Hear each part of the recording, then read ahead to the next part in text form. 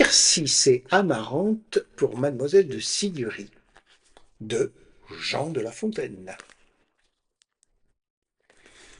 J'avais Ésope quitté pour être tout à Boccace.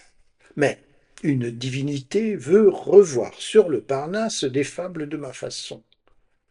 Or, d'aller lui dire non, sans quelque valable excuse, ce n'est pas comme on en use avec des divinités, surtout quand ce sont de celles que la qualité de belle fait reine des volontés. Car afin que l'on le sache, c'est Siguerie qui s'attache à vouloir que, de nouveau, Sire Loup, Sire Corbeau, chez moi se parlent en rime. Qui dit Siguerie dit tout. Peu de gens, en leur estime, lui refusent le beau au bout. Comment le pourrait-on faire pour venir à notre affaire? Mes comptes, à son avis, sont obscurs. Les beaux esprits n'entendent pas toutes choses.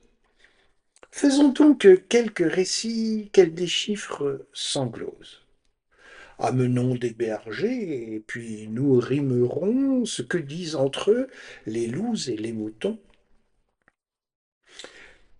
Tircis disait un jour à la jeune Amarante, ah, si vous connaissiez comme moi certain mal qui nous plaît et qui nous enchante. Il n'est bien sous le ciel qui vous parut égal. Souffrez qu'on vous le communique. Croyez-moi, n'ayez point de peur. Voudrais-je vous tromper, vous, pour qui je me pique des plus doux sentiments que puisse avoir un cœur? Amarante aussitôt réplique, comment l'appelez-vous, ce mal? Quel est son nom? L'amour. Ce mot est beau.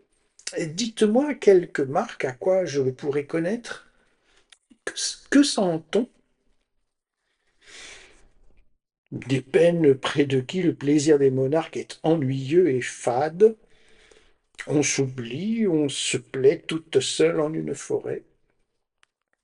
Se mire-t-on près un rivage, ce n'est pas soi qu'on voit, on ne voit qu'une image qui sans cesse revient et qui suit en tout lieu.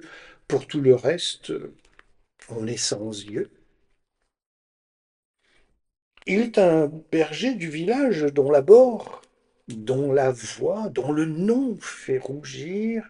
On soupire à son souvenir. On ne sait pas pourquoi, cependant, on soupire. On a peur de le voir encore qu'on le désire. Amarante dit à l'instant, oh oh, c'est là ce mal que vous me prêchez tant. Il ne m'est pas nouveau, je pense le connaître. Tircis, à son but, croyait être quand la belle ajouta, voilà tout justement ce que je sens pour Clidamant. L'autre pensa mourir de dépit et de honte. Il est force gens comme lui qui prétendent n'agir que pour leur propre compte et qui font le marché d'autrui.